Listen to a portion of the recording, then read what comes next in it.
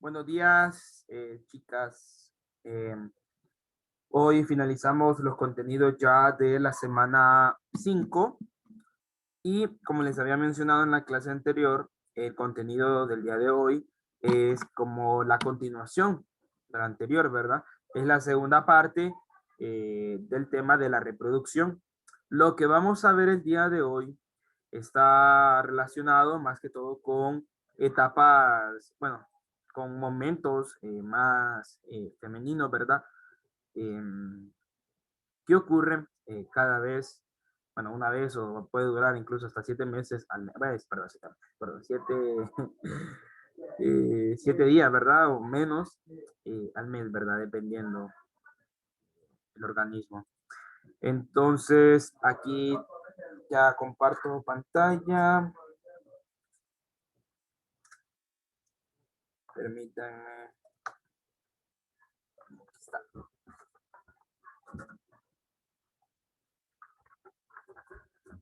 Previo a ello, debemos hablar un poco sobre el concepto de, ahora sí lo estoy compartiendo, el concepto de fertilidad, ¿verdad? Hablamos de fertilidad como aquella capacidad fisiológica que tiene una mujer y un hombre para poder concebir entre ellos un hijo o una hija, ¿verdad?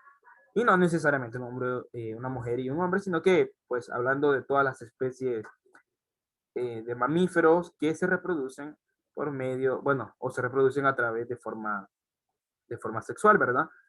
La fertilidad en los seres vivos y principalmente en los seres humanos comienza en un periodo de tiempo que se le denomina adolescencia, que data desde aproximadamente 11 o 12 años eh, hasta aproximadamente a los 35, 40 años, ¿verdad? Cuando ya finaliza la fertilidad en el caso de las mujeres, ¿verdad?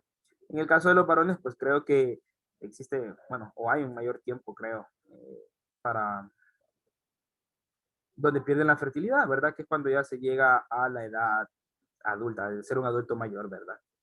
Entonces, ¿qué implica todo esto? En el caso de las mujeres, ocurre un proceso de manera mensual que se le conoce como ciclo menstrual femenino, ¿verdad? Y primero tenemos que hablar de qué es la menstruación, ¿verdad? La menstruación se dice que es un periodo, o muy bien como lo llaman, ¿verdad? La regla, es la pérdida de sangre por medio de la vagina desde el útero y representa el inicio del ciclo sexual femenino o ciclo menstrual, ¿verdad? Que es un ritmo de aproximadamente 28 a 30 días, o sea, un mes de duración y suele aparecer a partir de los 10 o 15 años de edad y dura hasta la menopausia, ¿verdad? Que es cuando ya la mujer deja de ser fértil, ¿verdad? Y ocurren allí una serie de procesos hormonales y cambios, ¿verdad? En sus actitudes, ¿verdad? Como tal, en el caso de las mujeres. Bueno, en el caso de los varones también, ¿verdad? Eh, entonces, vamos a ver más adelante cómo es que ocurre todo el proceso de la menstruación. Y para ello vamos a clasificarlo, vamos a dividir el proceso de la menstruación que ocurre mensualmente en, a ver, tres, sí, me parece que son 3 o 4 etapas. Y la primera etapa es ¿cómo se llama? La etapa que se le conoce como fase folicular.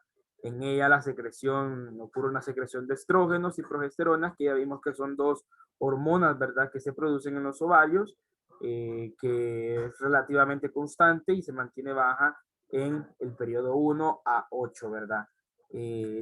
Por ejemplo, si lo pusiéramos así de esa manera, si fuese un 1 de enero, es decir, hasta el 8 de enero, por ejemplo, está ocurriendo lo que es la fase folicular, ¿verdad? En la que hay una producción de estas hormonas, no de forma excesiva, sino que en cantidades pequeñas, ¿verdad? Para continuar a la siguiente fase, ¿verdad? Que es la fase ovulatoria, ¿verdad? El óvulo maduro abandona el folículo, rompiéndolo por el estigma y se dirige a la cavidad perineal, que es aproximadamente, aquí está el ovario, sale por acá, entra a la trompa de falopio, aproximadamente como a la mitad de esta curvita que tenemos acá, se le conoce como cavidad perineal, que es donde es atrapado por las trompas de falopio, en las cuales inicia el viaje hacia el útero, ¿verdad? Y durante ese tiempo, cuando se encuentra por esta etapa del recorrido, ¿verdad? De la trompa de falopio, es cuando se supone que debe de quedar embarazada la mujer, ¿verdad? O tiene que ser fecundado el óvulo por medio del espermatozoide en esta etapa. Cuando ya el óvulo llega hacia el endometrio, que es la última capa del útero, bueno, sí, la última capa o el último tejido del endometrio, es cuando se anida y depende, ¿verdad? Si fue o no fue fecundado el óvulo, ¿verdad? Entonces, durante este tiempo, luego viene la fase lútea, donde se comienza a segregar progesterona, la cual durante esta fase prepara el endometrio, que sabemos que es la capa más interna, y donde se desarrolla, en el caso si fuese fecundado, ¿verdad? El óvulo, el feto, eh, para producir una posible implantación y posteriormente alimentar al embrión para que ésta pueda nutrirse a partir de la sangre materna una vez que se haya formado la placenta, y esto toma desde los 16 a los 28 días, ¿verdad? Solo si fue fecundado el óvulo, ¿verdad? Si no fue fecundado, entonces el óvulo, bueno, el mismo, es decir, el mismo sistema produce sangrado para poder botar tejido del endometrio, bueno, del útero, que no fue utilizado, que era el que se iba a utilizar para formar la placenta. Se elimina lo que es el óvulo que fue liberado, ¿verdad? A los 15 días, y a diferentes químicas, ¿verdad? Y sustancias que pues no son necesarias y se eliminan por ese medio, ¿verdad? Entonces aquí vemos, por decirlo así, un calendario como tal para ver el comienzo, el ciclo menstrual como tal. Tenemos la fase folicular, que también se le conoce, ahora que lo recuerdo, se le conoce como la fase preovulatoria, es decir, antes de que ocurra la ovulación. Y durante este tiempo lo que hay es donde se está preparando al óvulo por medio, bueno, utilizando, ¿verdad? Lo que son las diferentes hormonas, ¿verdad? Tanto la folículo estimulante y la luteinizante, como las progesteronas y los estrógenos. Entonces, a partir del día 9, 10, hasta llegar al día 15 aproximadamente, podemos decir que es un periodo de fertilidad en el que la mujer está lista o está preparada para poder quedar embarazada, ¿verdad? Y poder procrear entonces al feto, y que posteriormente se va a convertir en el bebé, ¿verdad? Luego de ese tiempo viene la fase post-ovulatoria, es decir, después de la ovulación, de este periodo de aproximadamente 5 días de fertilidad, que se le conoce como ovulación, ¿verdad? Entonces, viene la fase post-ovulatoria, que es cuando, bueno, y que aquí depende también, ¿verdad? Que les mencionaba, si, ¿cómo se llama? Si el óvulo es fecundado o no. Si es fecundado, se anida en el endometrio, entonces viene el ciclo de preparación para que comience a desarrollarse el feto con la placenta. Y si no, entonces es eliminado el óvulo que se produjo a través del sangrado que les mencionaba, que es el famoso, la famosa menstruación, ¿verdad? Entonces, de esta manera, cumpliendo con todo este calendario, ¿verdad? Y siguiéndolo, se podría evitar. Pues yo considero que sí se podría evitar porque es un proceso biológico, ¿verdad? Y por lo tanto, se pueden, ¿cómo decir? Bueno, más ahora, ¿verdad? Se puede evitar posibles embarazos, ¿verdad? Conociendo su organismo, conociendo su cuerpo, ¿verdad? Podría evitar posibles embarazos, conociendo, por ejemplo, y calculando también, ¿verdad?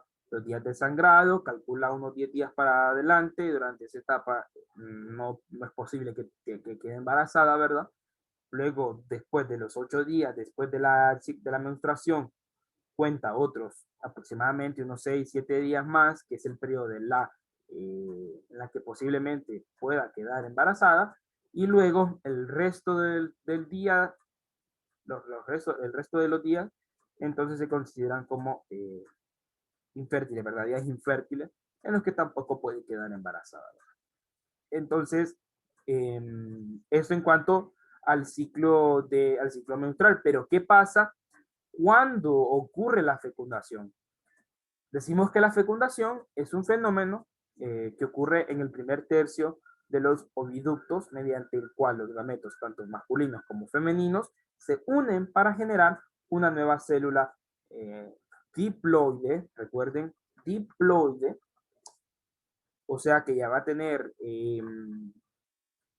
los 46 pares de cromosomas, los 23 pares de cromosomas de los femeninos y los 26 pares de cromosomas masculinos para producir 46 pares de cromosomas, ¿verdad? Entonces, para producir un huevo o para producir un cigoto, ¿verdad? Que luego se le denomina como feto, ¿verdad?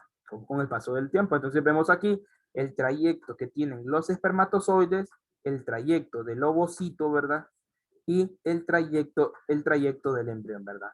El espermatozoide viene, se encuentra con el óvulo, luego de que es fecundado y ocurre el intercambio genético, ¿verdad? Cuando el núcleo se une, entonces el óvulo ya fecundado comienza a trasladarse hasta llegar al lugar de implantación que se le conoce como endometrio, ¿verdad? Entonces, de esa manera, y existen varias etapas de la fecundación. En la fase uno es cuando ocurre la penetración de la corona radiada, en donde, bueno, esto ocurre en el caso de los óvulos, en donde solo un espermatozoide que esté bien capacitado, que sea el que tenga todo el porte y el que cuente con una buena salud, por decirlo así, entonces es el que va a entrar y el que va a entrar y va a intercambiar cromosomas, ¿verdad? Miren, ahí está el uso mitótico en el que ocurre cuando se une el núcleo del óvulo y el núcleo del espermatozoide, ¿verdad? Entonces, um, ¿cómo es el proceso de cuando el espermatozoide llega al óvulo? Pues lo primero es que la cabeza del espermatozoide, recuerden que tiene la cabeza y tiene la cola, y en la cabeza es donde se encuentra el núcleo con el material genético, ¿verdad? Del padre en este caso, entra en la membrana del óvulo, en toda esta parte que tenemos acá. Luego el espermatozoide comienza a introducirse en el interior del óvulo, el espermatozoide capaz, ¿verdad? Y luego el óvulo forma una nueva membrana para impedir de que entren nuevos espermatozoides, o sea que se crea esta membrana, la zona de la membrana que, no, que permite, bueno, que impide el paso de otros espermatozoides, ¿verdad? Y luego la cola de espermatozoide se desprende y entonces los núcleos de los óvulos, del óvulo y del espermatozoide se unen, ¿verdad? Entonces, cuando esto ocurre, se forma entonces lo que se le llama cigoto o bien óvulo fecundado, ¿verdad? Que con el paso del tiempo y del viaje que hace a través de las trompas de Falopio se va convirtiendo en un feto, ¿verdad? Entonces, para que se desarrolle el feto, van a transcurrir aproximadamente 280 días o 40 semanas, ¿verdad? Desde el primer día de la última menstruación o incluso hasta 38 semanas desde el momento de la fecundación, o bien podemos denominarlo como unos aproximadamente 9 meses, ¿verdad? De embarazo, en el que la gestación suele ser única, pero sin embargo pueden darse embarazos múltiples dependiendo del número de óvulos fecundados, ¿verdad? Recordando, ¿verdad? Que hay dos ovarios, ¿verdad? Uno del lado derecho, uno del lado izquierdo, y aquí donde vienen entonces diferentes características genéticas en las que ambos ovarios producen óvulos, óvulos fértiles, y entonces un espermatozoide fecunda un óvulo de la izquierda y el otro espermatozoide fecunda el otro óvulo de la derecha para producir entonces lo que se conocen como mellizos, ¿verdad? Dos hermanos que no son gemelos, ¿verdad? Porque en el caso de los gemelos, aquí lo que ocurre es un proceso interno dentro de un único óvulo, ¿verdad? Sino que son mellizos porque se desarrollan en diferentes placentas. En el caso de los gemelos, ocurren en la misma placenta, ¿verdad? Y esto pues ocurre como les mencionaba, por ciertas características que llega a tener el óvulo o incluso el espermatozoide, ¿verdad? Entonces, hay casos también en el que el varón, el hombre tiende a ser infértil, Esto puede ocurrir ya sea porque hay una insuficiencia en el número de espermatozoides que llega a producir, porque también existe la poca movilidad de los espermatozoides, por ende no pueden llegar hacia el óvulo, ¿verdad? También el uso de las drogas, el tabaco, el alcohol, también la obstrucción de los conductos deferentes en el caso de los varones, ¿verdad? Pueda que exista alguna inflamación o pueda que exista alguna, algún contaminante, ¿verdad? En el conducto que evite el paso de los espermatozoides, enfermedades de la próstata y también hábitos alimenticios, ¿verdad? Muchas veces cuando ya ocurre el proceso, bueno, y aquí también mencionan las etapas de la fecundación, pero estas pues no se mencionan. En realidad es lo mismo cuando ya... Ah, bueno, esto sí es importante. El restablecimiento del número de diploide de cromosomas. Ya el cigoto posee una nueva combinación de cromosomas, que era lo que les mencionaba. Recuerden que el espermatozoide y el óvulo son haploides, pero cuando se unen se convierten en células diploides, ¿verdad? Ya posee 46 pares de cromosomas. En ese momento de la fecundación es cuando ocurre la determinación del sexo. El sexo cromosómico del embrión queda determinado en la fecundación y este lo determina el espermatozoide. ¿Por qué? Porque hay una característica que el espermatozoide tiene, una configuración, decimos, hablando genéticamente, ¿verdad? X, Y y la mujer X, X. Entonces ahí existe una combinación, puede que sea que el cromosoma X con el cromosoma X produce una niña, el cromosoma Y con el cromosoma X produce un varón, ¿verdad? Entonces, la iniciación de la segmentación, si no se produce la fecundación, el ovocito o el óvulo fértil, ¿verdad? Suele degenerarse en 24 horas aproximadamente, y en el caso de los espermatozoides, pues pueden durar aproximadamente 48 horas dentro del útero de la mujer, ¿verdad? Sí, entonces, y esa es otra característica, ¿verdad? De que, por ejemplo, cuando ocurre el coito en días infértiles, ¿verdad? Entonces, el semen que queda en el útero es expulsado también por los fluidos, ¿verdad? Vaginales que ocurre en el proceso de la menstruación. Entonces, tenemos el desarrollo embrionario, ¿verdad? Que involucra los acontecimientos posteriores de la fecundación, luego de que se forma el cigoto, se produce el feto y entonces comienza con eso. Miren, ocurre la fecundación, luego se le denomina cigoto cuando ya es una célula diploide, luego esa célula diploide se divide a través de mitosis para producir entonces blastómeras y a su vez estas células madres producen células hijas, ¿verdad? Para formar entonces una mórula para luego llegar a la última etapa del endometrio, conocido como blastocisto, ¿verdad? Y entonces allí, después de esta etapa, se produce, bueno, comienza, ¿verdad?, a desarrollarse el feto, ¿verdad? Entonces, eso de la implantación, la gastrulación, así los diferentes tejidos, ¿verdad?, que comienzan a desarrollarse en el caso de del embrión, pero esto pues no lo vamos a ver todavía, ¿verdad? Todavía, todavía no. Entonces, ahora lo que sí quiero mencionar es sobre qué pasa cuando no hay cuidado de con las personas con las que no, con las que llegamos a tener relaciones sexuales y se hace de manera desconocida, ¿verdad? Y sin protección, sin cuidado, entonces ocurren, ¿verdad?, infecciones tanto en el aparato reproductor femenino como en el aparato reproductor masculino, dependiendo sea el caso, ¿verdad? Entonces se van a producir infecciones de transmisión sexual denominadas ITS, que también son conocidas como enfermedades de transmisión sexual ETS o clásicamente enfermedades venéreas, ¿verdad? Eh, Decimos que estas infecciones, estas ITS, ¿verdad? Son un conjunto de estados infectocontagiosos agrupados por tener en común la misma vía de transmisión, ¿verdad?, en el contacto íntimo durante las relaciones sexuales. Y existen diferentes tipos de ITS que pueden ser causadas ya sea por infecciones bacterianas, ya sea por infecciones de virus, ya sea por infecciones de hongos también, ¿verdad? Entonces, depende del caso, ¿verdad? Y esto tiene que ver también con la higiene que tenga cada persona, en el caso si fuesen hongos o fueran bacterias, ¿verdad? el caso de virus, pues este tiende a ser más complejo, ¿verdad? Las vías de transmisión de la ITS, pues ya sea por transmisión perinatal, ya sea, bueno, esta es la forma más habitual, ¿verdad? Que es el acto sexual, ¿verdad?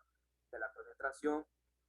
Luego tenemos la parte de la transmisión sanguínea, cuando existe la transfusión de sangre, en el caso de las personas que son drogadictas, ¿verdad? Y se inyectan todo ese, pues, montón de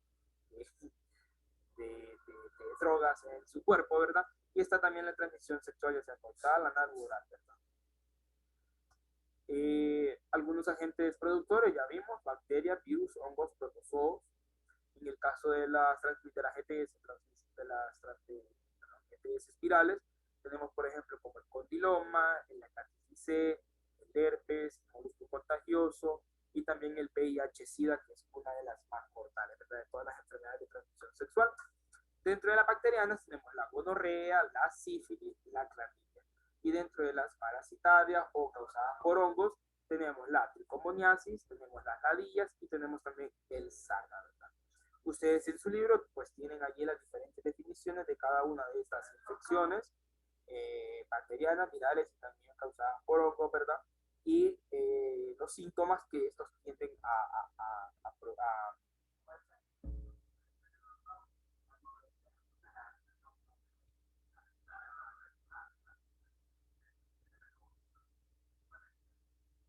bueno, entonces en el caso de las infecciones virales, ¿verdad? Tenemos una primera infección que es conocida como el condiloma, o bien conocida también como verrugas genitales, ¿verdad? Este es causado por el virus del papiloma humano, VHP. Se desarrolla en los genitales de 1 a 3 meses después del contagio. En las mujeres puede causar cáncer cervical. Y existen varios tipos, como el condiloma acuminados y verrugas planas que varían de tamaño, ¿verdad? Síntomas, pues picores, escozor, que pueden producir pequeñas hemorragias, irritación de los labios vaginales en la piel de la zona infectada, ¿verdad? En el caso de los hombres, el cuerpo del pene, meato peneano y las regiones perineales se ven afectadas por esto.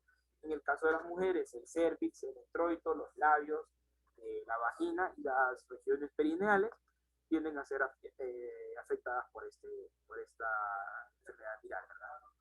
Y aquí vemos varias imágenes perturbadoras, por cierto, de estas infecciones, ¿verdad? Cuando no hay mucho cuidado. Luego tenemos la segunda, que es el herpes. El herpes es transmitido por el virus herpes simple tipo 2 o VHS2. Genera ampollas y granos dolorosos en la piel y en las membranas genitales, ¿verdad? Síntomas, pues inicialmente sensación de calor, picor, aparición de color rosado, pequeñas ampollas que se unen para formar una ampolla larga, ampollas y granos dolorosos llenos de fluidos, costras amarillas al principio de la fase de curación, fiebre suave, puntos en la ingle, ¿verdad? Entonces ahí vemos otras imágenes perturbadoras con el herpes, ¿verdad? Luego tenemos también el síndrome de inmunodeficiencia adquirida, conocido como SIDA, que es causado por el virus de la inmunodeficiencia humana, VIH-Sida, que este virus pues ataca progresivamente las células del sistema inmunológico con un conjunto de signos y síntomas que aparecen como consecuencia de este tratamiento y obviamente afección del sistema inmunológico, ¿verdad? El SIDA representa la última etapa clínica de la infección por el VIH. Una persona tiene SIDA cuando después de un tiempo de infectarse con el VIH comienza a desarrollar padecimientos específicos con diferentes tipos de enfermedades, ¿verdad? Vía de contagio, vía sexual, vía sanguínea, vía perinatal y vía materna, ¿verdad? Cuando una madre infecta, matando a su bebé, ¿verdad? Porque es un intercambio de fluidos, ¿verdad? Químico, ¿verdad? Y luego tenemos la vía sexual, que es cuando ocurre sin protección, puede ocurrir de forma oral, vaginal o anal, o también el contacto de fluidos como el semen, lubricación o sangre, ¿verdad? Y luego tenemos la vía sanguínea, por ejemplo, una herida, agujas de jeringas usadas en transfusión de sangre infectada, ¿verdad? O también ya sea de vía perinatal, madre infectada contagiada a su bebé durante el embarazo. Y pues esta es una de las enfermedades que tiene como mayor mortalidad, por decirlo así, porque la persona que se infecta de SIDA, pues con el paso del tiempo tiende a morir, ¿verdad? A decaer totalmente y a presentar muchos síntomas muy molestos, ¿verdad? Nos debemos de preocupar cuando hay un contacto con una persona infectada, sí, y hay contacto con la leche materna, secreciones vaginales o sangrado menstrual, semen o líquido preeyaculatorio, conocido como esmegma que les mencionaba, que es un lubricante, ¿verdad? O con la sangre, ¿verdad? No hay que preocuparse con el sudor, con la orina, con el excremento, con las lágrimas o con la saliva. Pues entonces, con esto hacemos referencia que por medio de besos, por medio de abrazos, por contactos así superficiales con una persona infectada, pues es un poco probable, ¿verdad?, de que vaya a infectarse. Síntomas: fiebre, sudores nocturnos, diarrea, pérdida de peso, cansancio, ganglios inflamados, erupciones en la piel, pulmonía, ¿verdad? Ah, entonces vamos ahora a hablar sobre las infecciones bacterianas, ¿verdad? Por ejemplo, la gonorrea, causada por la bacteria Neisseria gonorrheae, afecta el cuello del útero, al recto, a la faringe y a los ojos. Se caracteriza por exudado purulento de color amarillo verdoso mediante la uretra. Eh, Se inflaman los órganos genitales. No es necesario que haya una eyaculación para contraerlo porque es una bacteria, obviamente. Entonces, recuerden que los virus sobreviven en algún medio, ¿verdad? Si no tienen medio, no lo hacen. Y en el caso de las bacterias, pues tengan o no, lo hacen porque son organismos eucariotes, ya mismo, ¿verdad? ¿Qué características tienen? Puede transmitirse de madre a hijo durante el parto también. Síntomas y complicaciones: en el caso de los hombres, dolor al orinar, con sensación quemante, supuración del pene; en el caso de las mujeres, ardor al orinar, alteraciones del ciclo menstrual, exudado e irritación en la mucosa vaginal, y en ambos, pues, eh, se presenta infección en la boca y en la garganta, dolor para tragar, irritación y malestar en general, ¿verdad? Y ahí vemos, miren, en el caso del bebé que fue contagiado, ¿verdad?, por, por la gonorrea, pobre. En el caso de los varones y en el caso de las mujeres, ¿verdad? En el caso de esas infecciones en la garganta. Luego tenemos también lo que es la enfermedad del sífilis. Esta es causada por la bacteria Treponema pallidum. La bacteria es capaz de atravesar la placenta y transmitirla al feto, ¿verdad? Aparecen lesiones en los órganos genitales e inflamación que exuda material altamente contagioso. Los síntomas: sífilis primario, por ejemplo, como se conoce como chancro, ulceración no dolorosa, endurada, sin supuración, en los genitales perianales, intraveginales y urales, ¿verdad? En el caso del sífilis secundario ocurre el rash generalizado, papullo escamoso. El rash son todas estas como ronchas, ¿verdad?, bien dominantes, bien, con un rojo bien intenso. Incluyen también en las palmas de las manos y en las plantas de los pies. Aquí vemos bien una infección, ¿verdad?, como tal del sífilis. Y ahí vemos más todavía, imágenes totalmente perturbadoras, ¿verdad? Por eso hay que tener cuidado. Luego tenemos la otra enfermedad causada por bacterias, conocida como la clamidia o bien cervicitis, causada por la bacteria Clamidia trachomatis o trachomatis. Afecta los órganos genitales de la mujer, causando inflamación en el cuello uterino. Esta infección también puede causar secreciones del pene en un hombre infectado, ¿verdad? Transmisión, pues ya sabemos que por medio de manera sexual o de madre a hijo durante el parto, ¿verdad?, vaginal.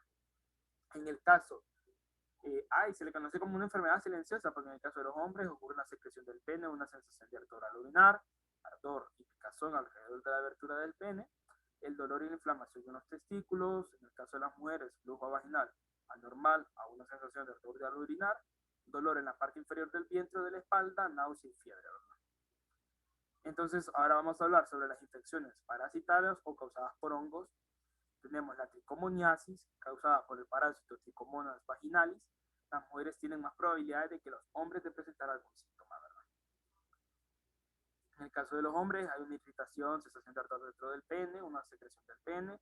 En el caso de las mujeres, un flujo vaginal anormal con un fuerte olor, molestias al orinar o al tener relaciones sexuales, irritación o picazón alrededor de los genitales, ¿verdad? Bueno, no pusieron las imágenes allí. Luego la otra enfermedad las otras enfermedades son las ladillas.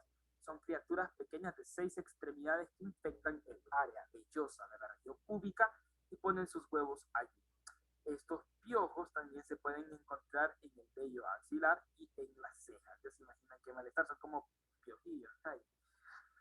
Síntomas se pueden ver huevos, liendres, piojos adultos, picazón en un área cubierta del vello púbico, úlceras, reacción cutánea de color azul grisáceo, ¿verdad? Pues, no pusieron tampoco. Pues,